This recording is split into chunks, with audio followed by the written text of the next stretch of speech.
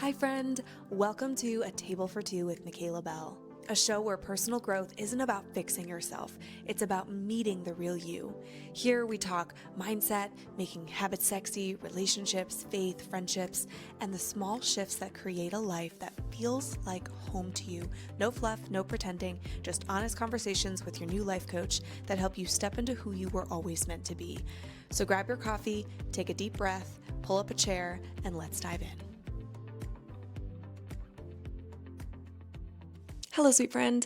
My name is Michaela Bell. I am your host. I am also your favorite internet life coach.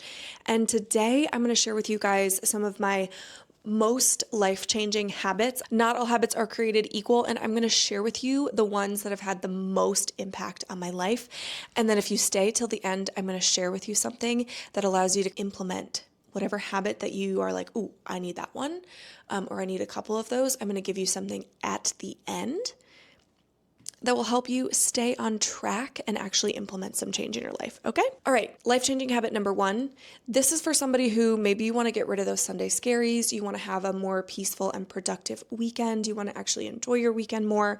This is something that I started doing that helped me, and that is having a Friday reset rhythm.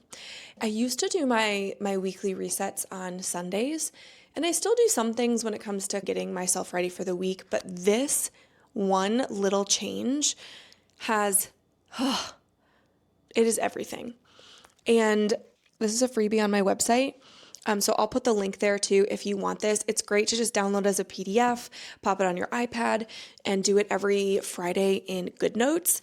I'll just breeze through these really quickly, but I ask myself, like, what didn't get done this week that maybe I need to do this weekend? And what didn't get done that can be prioritized next week?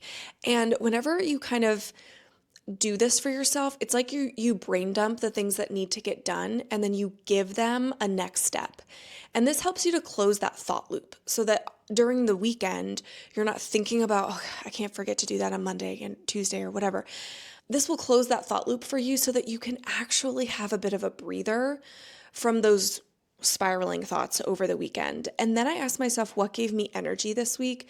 The reason that I ask myself this question is because if you start to notice, like, week after week after week, that you can't think of anything that you did that week that gave you energy or that made you light up, then you are going to be nearing burnout. And we want to avoid burnout. Okay. And so I like to think about, okay, what are the things that I did this week that made me light up? And then I write down my top 5 gratitude moments from this week. Ending with gratitude is such a powerful exercise because it's very grounding. Our brain has a negativity bias. I tend to feel a little bit more negative sometimes, especially when I look at my week. I'm like, oh, I didn't get this done. I didn't get this done. Or we kind of blanket statement things like, I didn't have a good week. Well, there were things that happened that week that were good. And when you can end on that note, it's going to give you so much more peace going into the weekend. And also, again, it just grounds you. And I ask myself, what do I need this weekend? Sometimes mama needs a break. And then I look at, okay, what are some ideas on how I can give myself that? How can I accomplish whatever it is that I wrote down? Maybe it's getting a break. Do I need to call my mother-in-law and just ask her to come over for 2 or 3 hours so that I can walk down to the local coffee shop and just sit and stare at a wall? What do you need from this weekend? And then how can you give yourself that, even in really small ways? And then I clean and tidy up my office, and then I plan out my schedule for the next week, including my meal plan. So if that's a PDF that you would like, go ahead and download that. I'll put the link in the show notes. The second life-changing habit is how I begin my nighttime routines. And I'll just tell you too, another aspect of a habit that's like totally changed my life is shifting from having a thorough morning routine and instead making a really simple morning routine and switching to having a thorough nighttime routine. Here's why. If you're a mom, we're in this together, okay? You have very little control over what time those children wake up, correct? Okay, so you could get up at 5 a.m., but your child could also get up at 5:05. And you will start your day frustrated because you couldn't do the thing that grounds you. So I flipped it to having a more thorough evening routine and giving myself that space that I need to reflect and to write gratitude and to do my visualizations and to brain dump, all that stuff. I switched it to my night. And everything changed for me. Sleep is our rest and recharge state. It is the thing that allows your body to replenish and rebuild tissue. So when you work out during the day, you actually benefit from that workout because you're sleeping and your muscles get to rebuild that tissue. It builds new neural pathways in your brain. It helps to regulate your metabolism so that your hunger hormones are balanced throughout the day. It helps to balance other hormones. It is so critical to the function of your body. It helps you to clean out the gunk in your brain so that you don't have brain fog the next day. When we compromise on our sleep, we're just opening a box of possibilities, a Pandora box, if you will, of like health issues. And so when I started prioritizing my sleep and developing a nighttime routine, the most impactful habit I have ever created in my entire life is my nighttime routine. But I'm going to just share with you specifically my closing shift, which is how I start my nighttime routine. If you want to deep dive into the all 6 areas, I have a 2-part series here in the podcast that I did just a couple episodes ago. If you want to deep dive, definitely go ahead and watch or listen to those. But my closing shift is the thing that I do that begins my nighttime routine. It has been one of the most impactful habits because it means that my nighttime self is helping my morning self. Okay, I want you to think about if a restaurant closes at 9 and the employees also leave at 9. Like they leave the restaurant a mess, they leave the kitchen not stocked for the next day, right? That opening shift, that those employees are pissed, right? And I'm sorry, but if all the employees in a restaurant are pissed, how well do you think they're going to treat those incoming clients, those customers? Probably not well. But we do this all the time. We are crappy nighttime people to our morning selves. We don't want to put it all on her. So here's what I like to do. My cue is I dim the lights in the house. If you listen to the episode of nighttime routines, you'll know exactly why that is so crucial, and it has to do with resetting your circadian rhythm. Your circadian rhythm is your internal clock. It helps you to fall asleep well and wake up well. So I dim the lights in the house. It's like my cue to my body that says, okay, it's time. We're getting ready to unwind for the night. And I think about how can I help my morning self out right now? I'm going to make lunches. I'm going to put out my outfits and things along those lines. And then I tidy up. I clean the kitchen, make sure that the dishes are in the dishwasher, and I start that. I clean off the countertops, tidy up the dining room and the living room. And y'all, this actually doesn't take me that much time. It probably takes me longer to explain it to you than it does to actually do it. When you do a closing shift and you prep yourself for the next day, number one, it definitely allows you to fall asleep so much better because your morning self is already thanking you. And it already knows it's going to have a more peaceful morning. Even if the kids wake up and you didn't have much time to get yourself ready, at least the lunches are ready, the outfits are ready, the kitchen is clean, like everything is better. That morning self is like, thank you, nighttime self. I love you and I'm so grateful for you, okay? And it's not like cussing you out. The third life-changing habit for me was a specific type of journaling. I had so many journals, unfilled journals, and I thought buying a cute new journal was going to be the thing that would make me journal. And it never worked out well for me. I needed more direction. I needed more structure. I needed to figure out how to journal, but I didn't necessarily love always the journaling prompts because, I don't know, sometimes I just wouldn't feel that prompt and I wouldn't feel inspired. So what I do is what I call brain dump journaling. And it's a form of journaling where you just brain dump everything that's on your mind. I happen to do this also at night as a part of my nighttime routine because it helps me to sleep better. I sometimes have a very overactive mind, and this is an activity that helps me.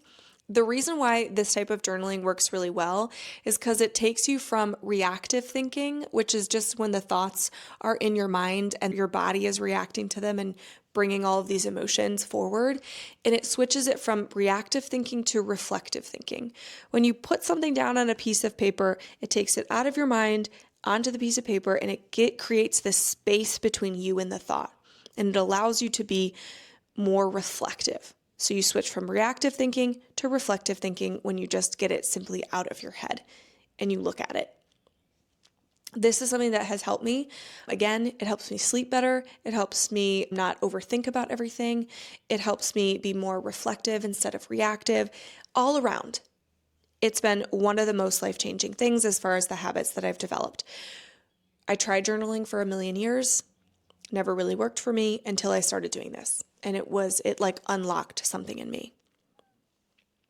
The next one, okay, I just did this morning, and it is, now that my morning routines are so simple and not nearly as structured, but this is one thing that I really love to do.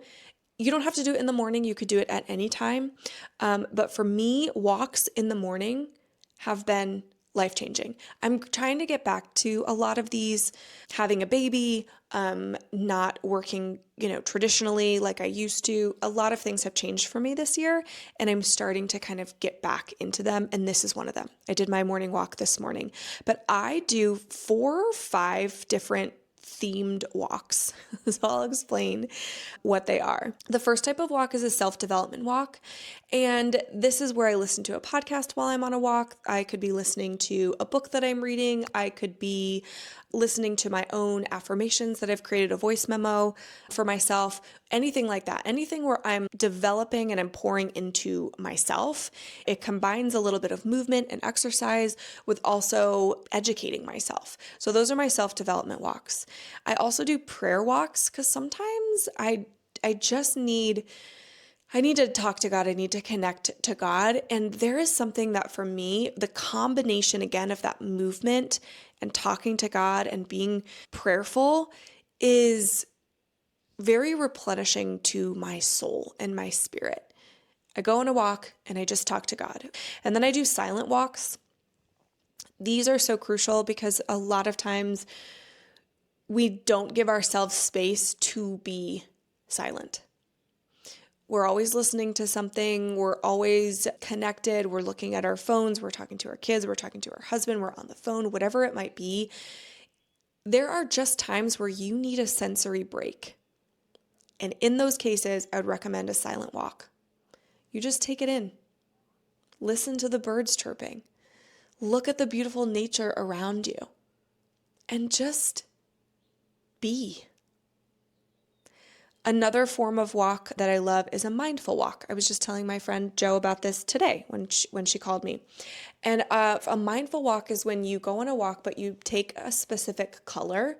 Maybe today is yellow. And on that walk, you're going to look for things that are yellow. And what this does, and I think it's particularly helpful for people who have an overactive mind, or maybe you're feeling really anxious about a situation, go for a mindful walk. What this does is it gives your brain something to do other than overthink, other than whatever anxious thing is going on in your life. And it gives it a new focus. And it allows you to be present. When you can be present, like truly present, that is what it means to be mindful. It's not necessarily always meditating or, kumbaya or maybe something woo-woo to you, but being mindful is being present, is being fully in a moment. And so I love those mindful walks, just especially when I'm, again, feeling overactive. Oh, this next one is so good. Oh my gosh, I wish everyone would do this because it'll rock your world. It'll help you feel so much more fulfilled in your life, even if literally nothing changes. If you just do this one thing, you're going to feel more purposeful, more fulfilled, more joy in your life just by adding this one single habit. And it's a quarterly habit. This is not a daily habit, which is awesome. Okay. So this is I call it my quarterly VPs, my quarterly value planning session. And that is what I do, where I just look at my core values. I just did this at the end of March, looking at this new quarter in April, May, and June. And now I'm going to plan out my values.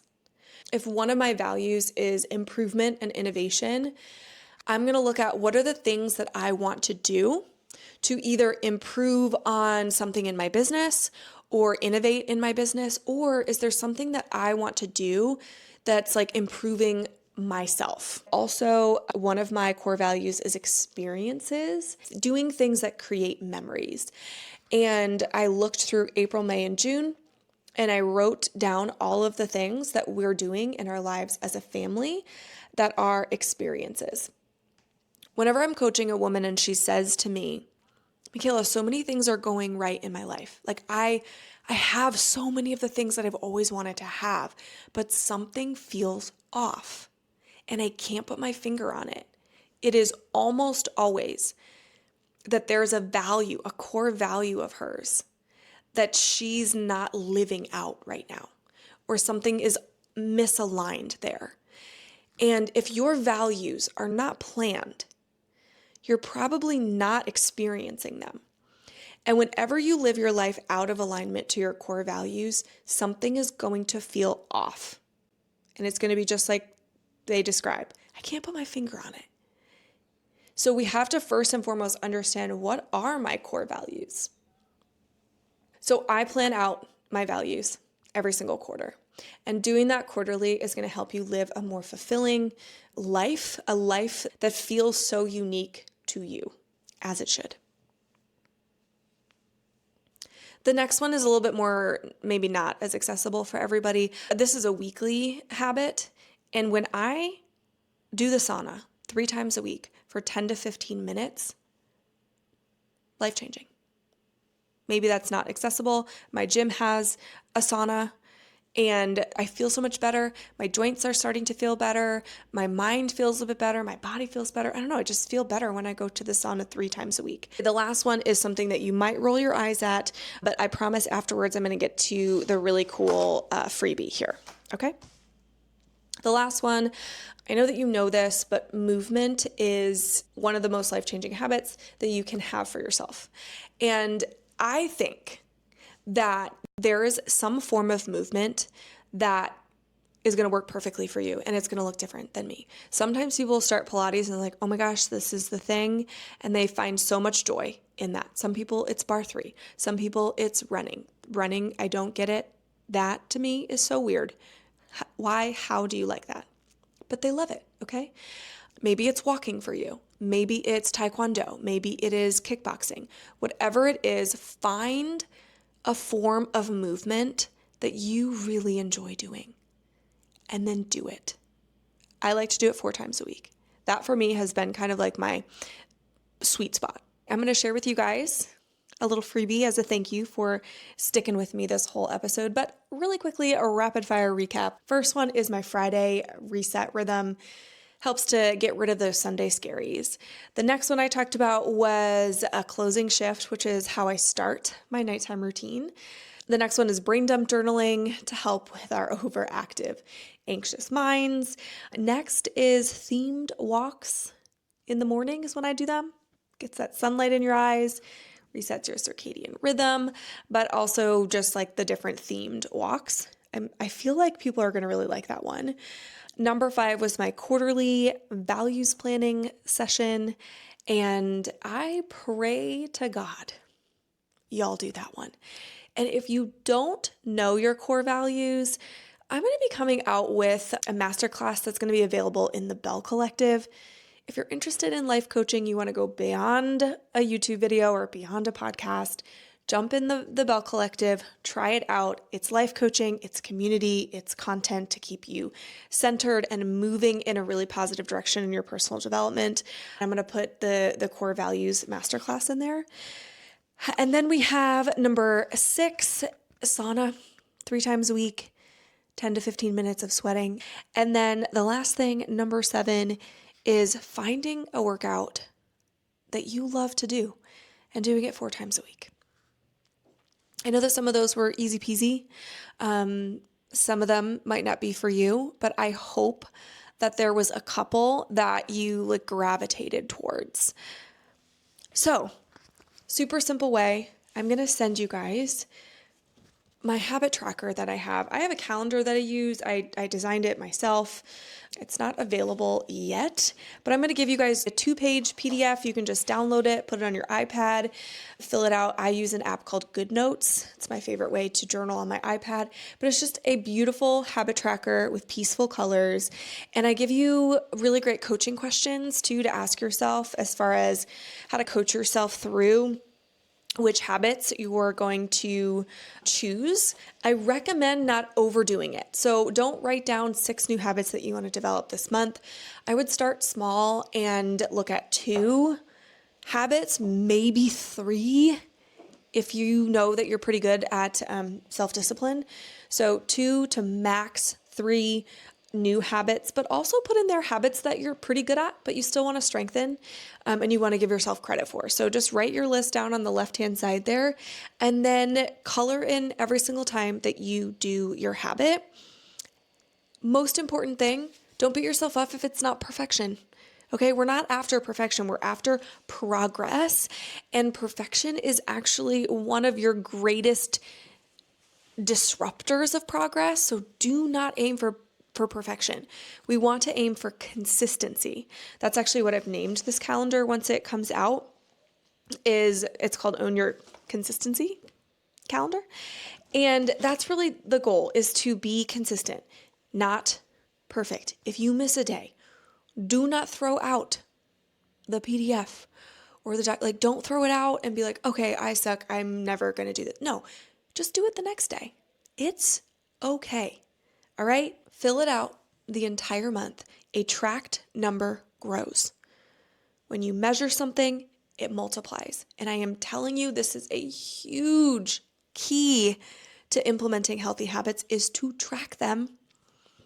Okay, so I'm really excited. All you have to do to get this is just comment something that you enjoyed about the video or share it on your Instagram and tag me in it. If you do that on Instagram, I will immediately send you a link through DM that you can download it.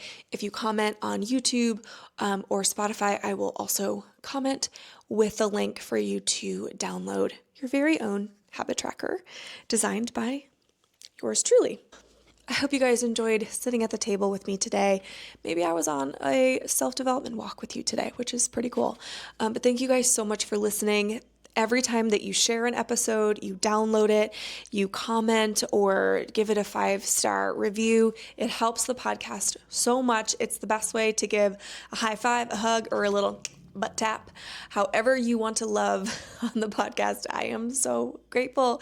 It takes a tremendous amount of time, effort, energy, investment into producing a podcast. And so if you gain something from it, this is just a really free, simple way to say thank you and just to be a part of what we're building here. I will see you next week at the table. Bye, guys. Somebody just woke up.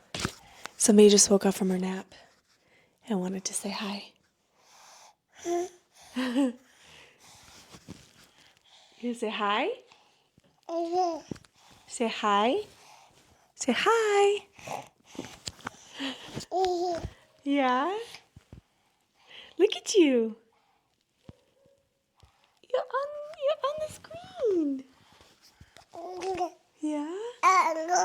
Yeah, you say gullah gullah gullah gullah gullah gullah gullah gullah. Welcome to the table. Say welcome.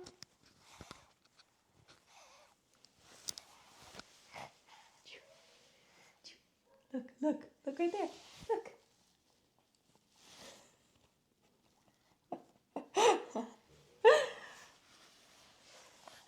Have a blessed day. Look at those boogies. Look at those boogies. Oh, yeah? Yeah? Say thanks for watching. Say subscribe. Subscribe, like, share.